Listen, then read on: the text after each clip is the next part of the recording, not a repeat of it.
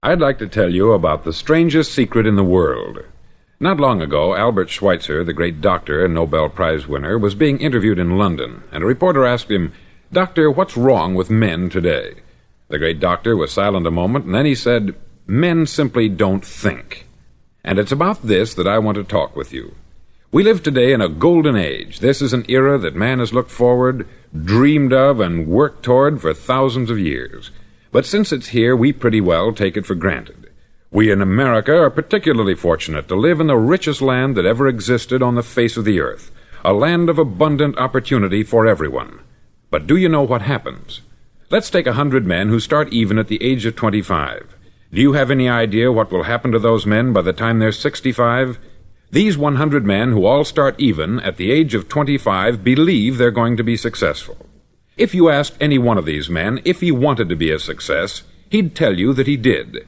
And you'd notice that he was eager toward life, that there was a certain sparkle to his eye, an erectness to his carriage, and life seemed like a pretty interesting adventure to him. But by the time they're 65, 1 will be rich, 4 will be financially independent, 5 will still be working, 54 will be broke. Now think a moment. Out of the 100, only 5 make the grade. Why do so many fail? What has happened to the sparkle that was there when they were 25? What's become of the dreams, the hopes, the plans? And why is there such a large disparity between what these men intended to do and what they actually accomplished? When we say about 5% achieve success, we have to define success. And here's the definition. Success is the progressive realization of a worthy ideal. If a man is working toward a predetermined goal and knows where he's going, that man is a success. If he's not doing that, he's a failure. Success is the progressive realization of a worthy ideal. Rollo May, the distinguished psychiatrist, wrote a wonderful book called Man's Search for Himself. And in this book he says, "The opposite of courage in our society is not cowardice, it is conformity." And there you have the trouble today. It's conformity. People acting like everyone else, without knowing why, without knowing where they're going. Now think of it. In America right now, there are over 14 million people 65 years of age and over, and about 13 million of these 14 million are broke. They're dependent on someone else for life's necessities. Now, we learn to read by the time we're 7. We learn to make a living by the time we're 25. Usually, by that time, we're not only making a living, we're supporting a family. And yet, by the time we're 65, we haven't learned how to become financially independent in the richest land that has ever been known. Why? We conform. And the trouble is that we're acting like the wrong percentage group, the 95% who don't succeed. Now, why do these people conform? Well, they don't know, really. These people believe that their lives are shaped by circumstances, by things that happen to them, by exterior forces. They're outer-directed people. A survey was made one time that covered a lot of men, working men, and these men were asked this question: why do you work? Why do you get up in the morning? 19 out of 20 had no idea. If you ask them, they'll say, everyone goes to work in the morning. And that's the reason they do it, because everyone else is doing it. Now let's get back to our definition of success. Who succeeds? The only man who succeeds is the man who is progressively realizing a worthy ideal. He's the man who says, I'm going to become this, and then begins to work toward that goal. I'll tell you who the successful people are.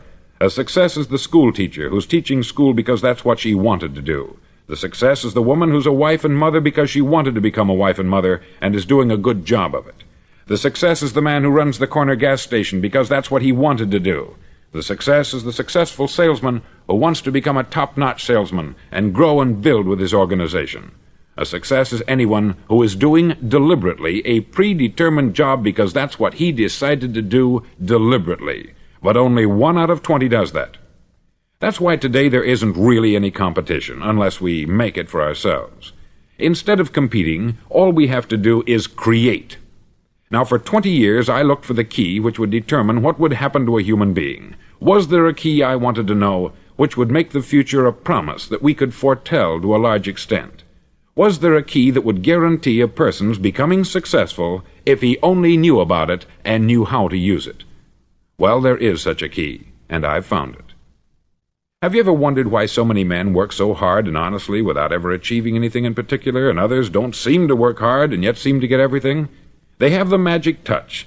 You've heard them say that about someone. Everything he touches turns to gold.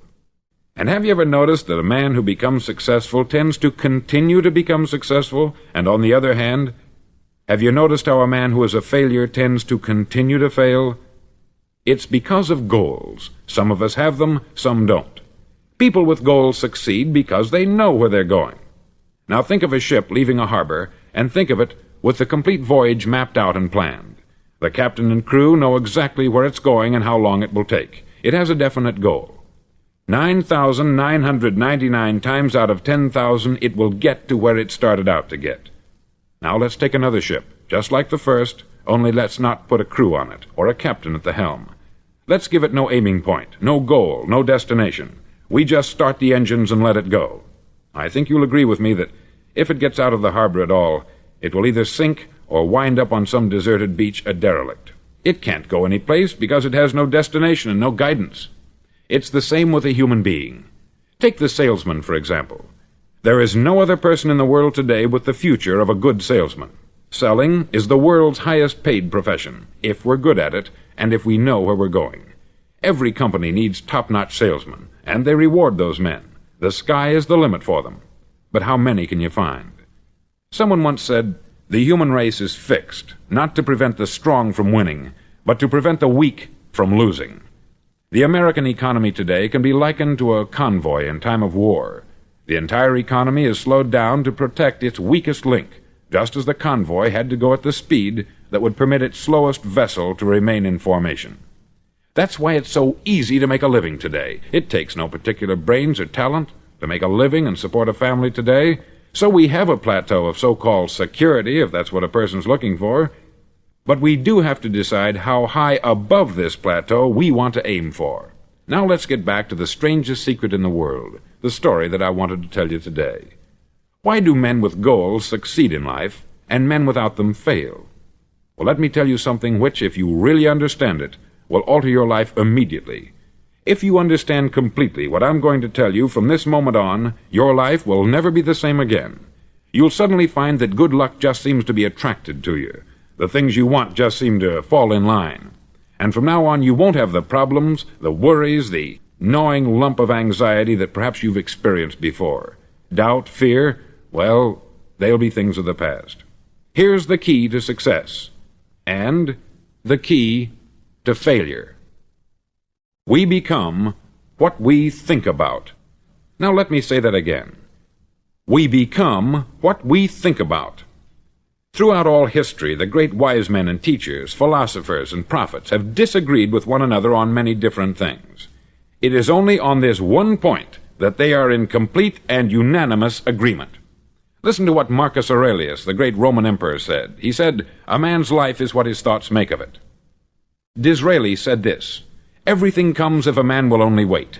I have brought myself by long meditation to the conviction that a human being with a settled purpose must accomplish it, and that nothing can resist a will that will stake even existence for its fulfillment." Ralph Waldo Emerson said this, "A man is what he thinks about all day long." William James said, "The greatest discovery of my generation is that human beings can alter their lives by altering their attitudes of mind." And he also said, "We need only in cold blood act as if the thing in question were real, and it will become infallibly real by growing into such a connection with our life that it will become real. It will become so knit with habit and emotion that our interest in it will be those which characterize belief." He also said this, "If you only care enough for a result, you will almost certainly attain it. If you wish to be rich, you will be rich. If you wish to be learned, you will be learned. If you wish to be good, you will be good. Only you must then really wish these things, and wish them exclusively, and not wish at the same time 100 other incompatible things just as strongly."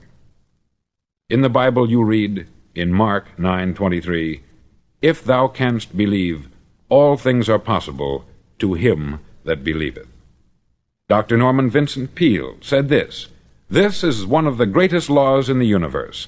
Fervently do I wish I had discovered it as a very young man.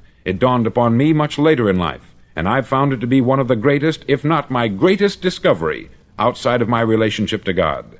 And the great law, briefly and simply stated, is that if you think in negative terms, you'll get negative results. If you think in positive terms, you will achieve positive results. That is the simple fact which is at the basis of an astonishing law of prosperity and success. In 3 words, believe and succeed. William Shakespeare put it this way: "Our doubts are traitors, and make us lose the good we oft might win, by fearing to attempt." George Bernard Shaw said, "People are always blaming their circumstances for what they are. I don't believe in circumstances. The people who get on in this world are the people who get up and look for the circumstances they want, and if they can't find them, make them." Well, it's pretty apparent, isn't it? And every person who discovered this, for a while believed that he was the first one to work it out. We become what we think about. Now, it stands to reason that a person who's thinking about a concrete and worthwhile goal is going to reach it, because that's what he's thinking about. And we become what we think about.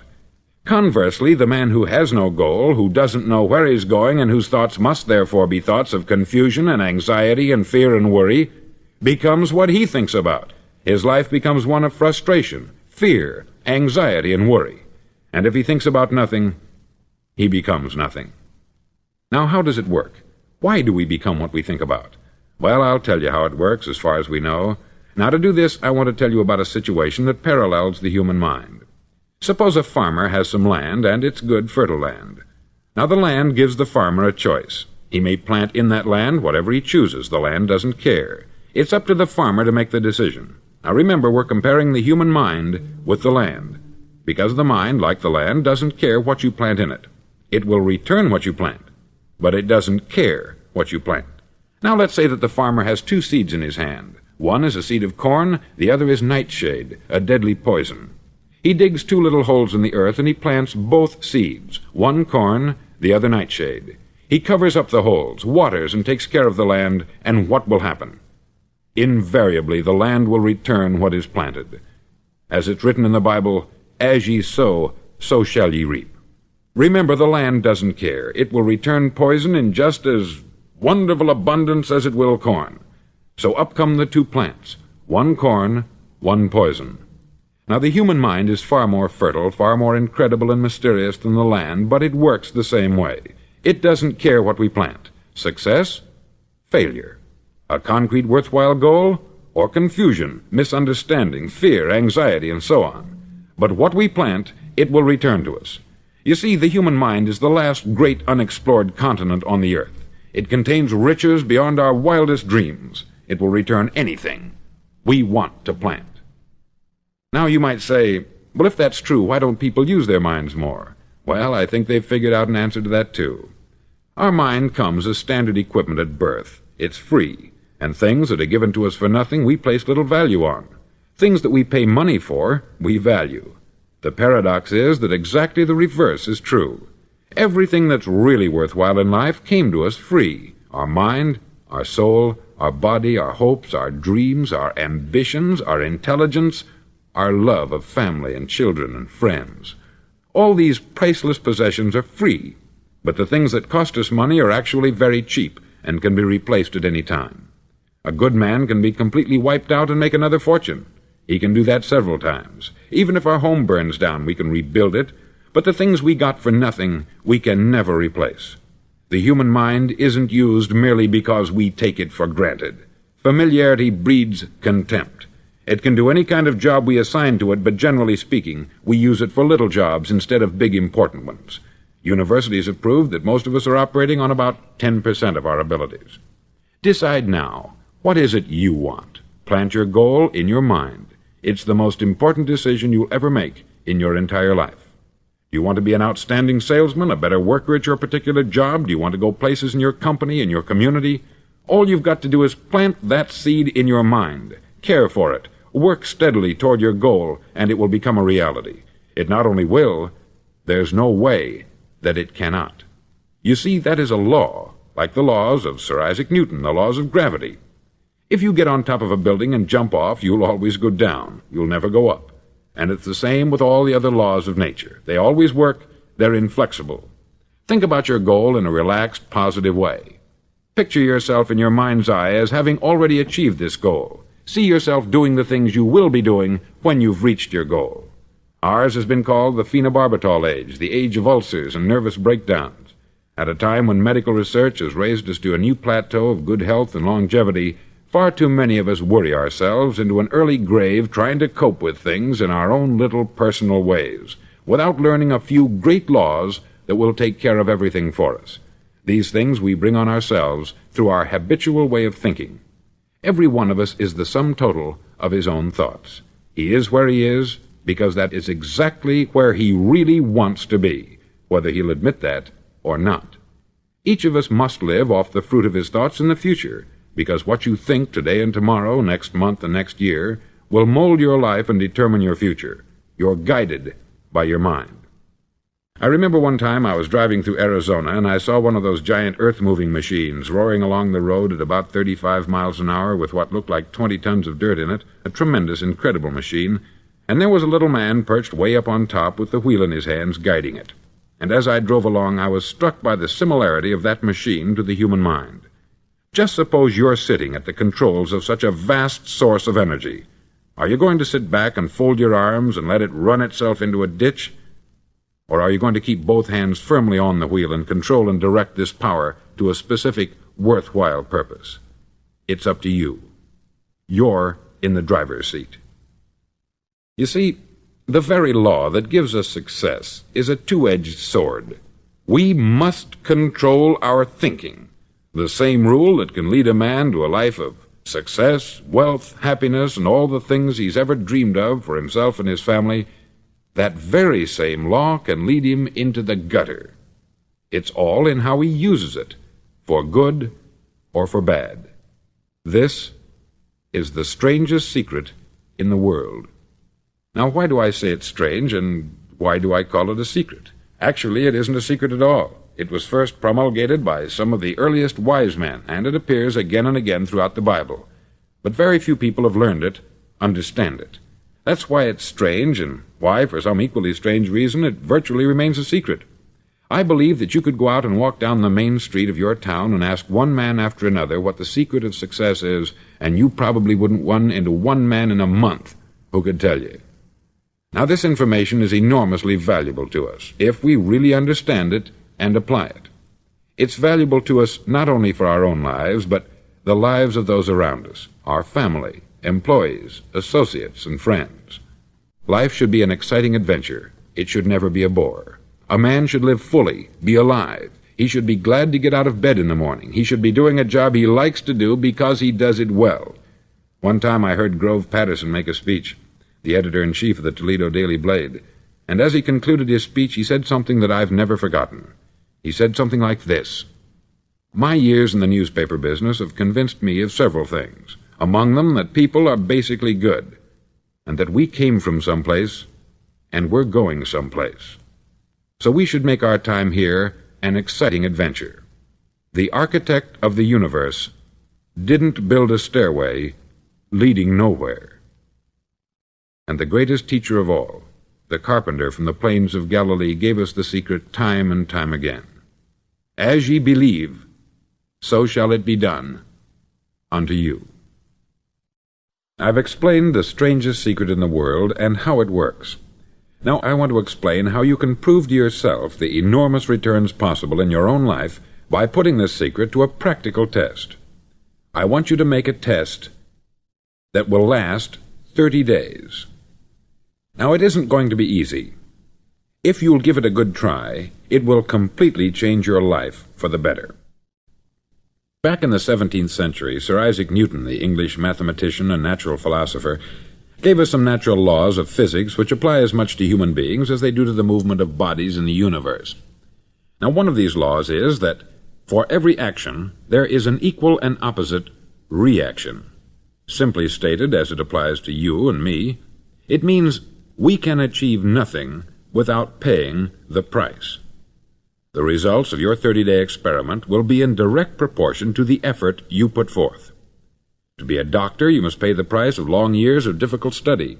to be successful in selling, and remember that each of us succeeds to the extent of his ability to sell, selling our families on our ideas, selling education in schools, selling our children on the advantages of living the good and honest life, selling our associates and employees on the importance of being exceptional people, to, of course, the profession of selling itself.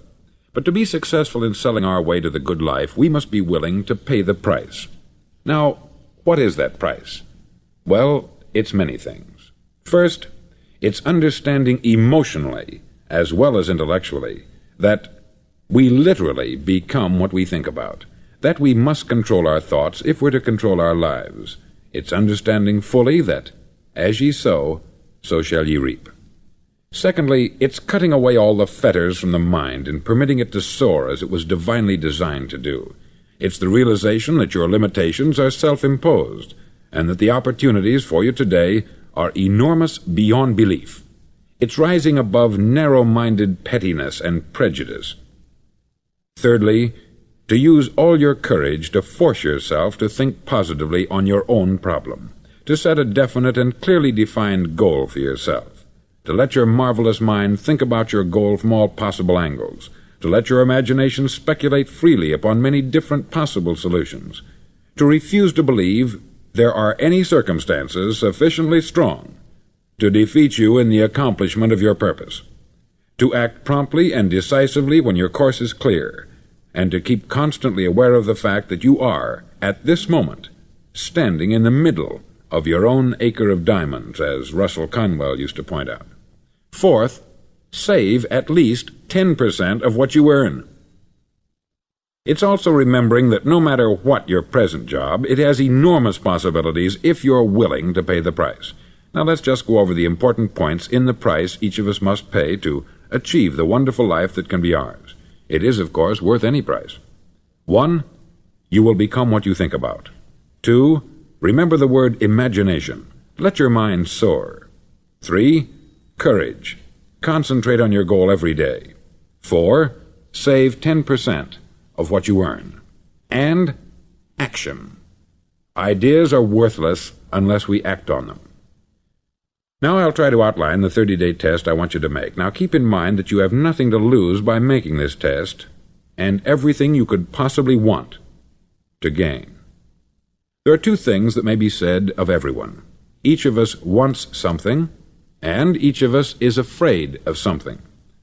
I want you to write on a card what it is you want more than anything else. It may be more money. Perhaps you'd like to double your income or make a specific amount of money. It may be a beautiful home. It may be success at your job. It may be a particular position in life. It could be a more harmonious family. Each of us wants something. Write down on your card specifically what it is that you want. Make sure it's a single goal and clearly defined. You needn't show it to anyone, but carry it with you so that you can look at it several times a day. Think about it in a cheerful, relaxed, positive way each morning when you get up, and immediately you have something to work for, something to get out of bed for, something to live for. Look at it every chance you get during the day and just before going to bed at night. As you look at it, remember that you must become what you think about, and since you're thinking about your goal, you realize that soon it will be yours. In fact, it's yours really the moment you write it down and begin to think about it. Look at the abundance all around you as you go about your daily business. You have as much right to this abundance as any other living creature. It's yours for the asking. Now we come to the difficult part. Difficult because it means the formation of what is probably a brand new habit, and new habits are not easily formed. Once formed, however, it'll follow you for the rest of your life. Stop thinking about what it is you fear. Each time a fearful or negative thought comes into your consciousness, replace it with a mental picture of your positive and worthwhile goal. There will come times when you will feel like giving up. It's easier for a human being to think negatively than positively. That's why only 5% is successful. You must begin now to place yourself in that group. For 30 days you must take control of your mind. It will think only about what you permit it to think. Each day for this 30-day test, do more than you have to do. In addition to maintaining a cheerful, positive outlook, give of yourself more than you've ever done before. Do this knowing that your returns in life must be in direct proportion to what you give. The moment you decide on a goal to work toward, you're immediately a successful person. You're then in that rare and successful category of people who know where they're going. Out of every 100 people, you belong to the top 5. Don't concern yourself too much with how you're going to achieve your goal. Leave that completely to a power greater than yourself. All you have to do is know where you're going. The answers will come to you of their own accord. Remember these words from the Sermon on the Mount, and remember them well. Keep them constantly before you this month of your test. Ask, and it shall be given you. Seek, and ye shall find. Knock, and it shall be opened unto you.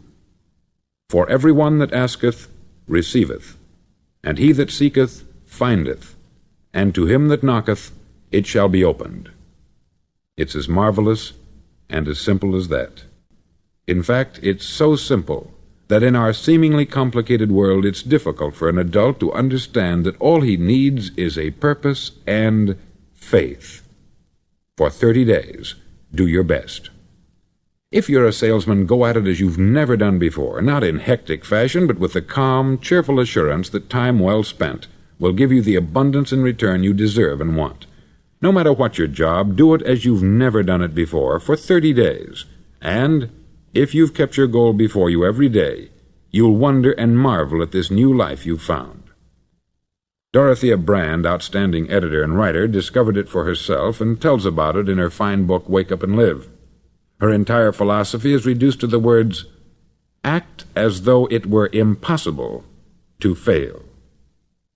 She made her own test, with sincerity and faith, and her entire life was changed to one of overwhelming success. Now you make your test for 30 full days. Don't start your test until you've made up your mind to stick with it.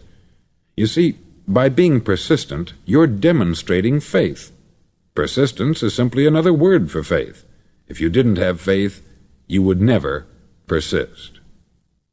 If you should fail during your first 30 days, by that I mean suddenly find yourself overwhelmed by negative thoughts, you've got to start over again from that point and go 30 more days. Gradually your new habit will form until you find yourself one of that wonderful minority to whom virtually nothing is impossible. Don't forget the card. It's vitally important as you begin this new way of living. On one side of the card, write your goal, whatever it may be. On the other side, write the words we've quoted from the Sermon on the Mount. Ask, and it shall be given you. Seek, and ye shall find. Knock, and it shall be opened unto you. Nothing great was ever accomplished without inspiration. See that during these crucial first 30 days, your own inspiration is kept at a peak. Above all, don't worry. Worry brings fear, and fear is crippling. The only thing that can cause you to worry during your test is trying to do it all yourself. Know that all you have to do is hold your goal before you. Everything else will take care of itself. Remember also to keep calm and cheerful. Don't let petty things annoy you and get you off course. Now, since making this test is difficult, some may say, well, why should I bother? Well, look at the alternative. No one wants to be a failure. No one really wants to be a mediocre individual. No one wants a life constantly filled with worry, fear, and frustration. Therefore, remember that you must reap that which you sow. If you sow negative thoughts, your life will be filled with negative things. If you sow positive thoughts, your life will be cheerful, successful, and positive. Now, gradually, you will have a tendency to forget what you've heard on this record. Play it often. Keep reminding yourself of what you must do to form this new habit. Gather your whole family about and listen to what's been said here at regular intervals. You know, most men will tell you that they want to make money without understanding the law. The only people who make money work in the mint. The rest of us must earn money. This is what causes those who keep looking for something for nothing or a free ride to fail in life. The only way to earn money is by providing people with services or products which are needed and useful. We exchange our product or service for the other man's money. Therefore, the law is that our financial return will be in direct proportion to our service. Success is not the result of making money. Making money is the result of success, and success is in direct proportion to our service. Most people have this law backwards. They believe that you're successful if you earn a lot of money. The truth is that you can only earn money after you're successful. It's like the story of the man who sat in front of the stove and said to it, "Give me heat, and then I'll add the wood." How many men and women do you know, or do you suppose there are today, who take the same attitude toward life? There are millions. We've got to put the fuel in before we can expect heat. Likewise, we've got to be of service first before we can expect money. Don't concern yourself with the money. Be of service. Build, work, dream, create. Do this, and you'll find there's no limit to the prosperity and abundance that will come to you. Prosperity is founded upon a law of mutual exchange. Any person who contributes to prosperity must prosper in turn himself. Sometimes the return will not come from those you serve, but it must come to you from someplace, for that is the law. For every action, there is an equal and opposite reaction. As you go daily through your 30-day test period, remember that your success will always be measured by the quality and quantity of service you render, and money is a yardstick for measuring this service. No man can get rich himself unless he enriches others. There are no exceptions to a law. You can drive down any street in America and from your car estimate the service that's being rendered by the people living on that street. Had you ever thought of this yardstick before? It's interesting. Some, like ministers and priests and other devoted people, measure their returns in the realm of the spiritual, but again, their returns are equal to their service. Once this law is fully understood, any thinking person can tell his own fortune. If he wants more, he must be of more service to those from whom he receives his return. If he wants less, he has only to reduce this service. This is the price you must pay for what you want. If you believe you can enrich yourself by deluding others, you can only end by deluding yourself. It may take some time, but just as surely as you breathe, you'll get back what you put out. Don't ever make the mistake of thinking you can avert this. It's impossible. The prisons and the streets where the lonely walk are filled with people who tried to make new laws just for themselves. We may avoid the laws of man, but there are greater laws that cannot be broken. An outstanding medical doctor recently pointed out 6 steps that will help you realize success. 1. Set yourself a definite goal. 2. Quit running yourself down. 3. Stop thinking of all the reasons why you cannot be successful, and instead think of all the reasons why you can. 4. Trace your attitudes back through your childhood and try to discover where you first got the idea you couldn't be a success, if that's the way you've been thinking. 5. Change the image you have of yourself by writing out a description of the person you would like to be. And 6. Act the part of the successful person you have decided to become. The doctor who wrote those words is a noted West Coast psychiatrist, David Harold Fink, M.D. Do what all experts since the dawn of recorded history have told you you must do. Pay the price by becoming the person you want to become. It's not nearly as difficult as living unsuccessfully. Make your 30-day test. Then repeat it. Then repeat it again. Each time it will become more a part of you until you'll wonder how you could ever have lived any other way. Live this new way, and the floodgates of abundance will open and pour over you more riches than you may have dreamed existed. Money? Yes, lots of it. But what's more important you'll have peace. You'll be in that wonderful minority who lead calm, cheerful, successful lives. Start today.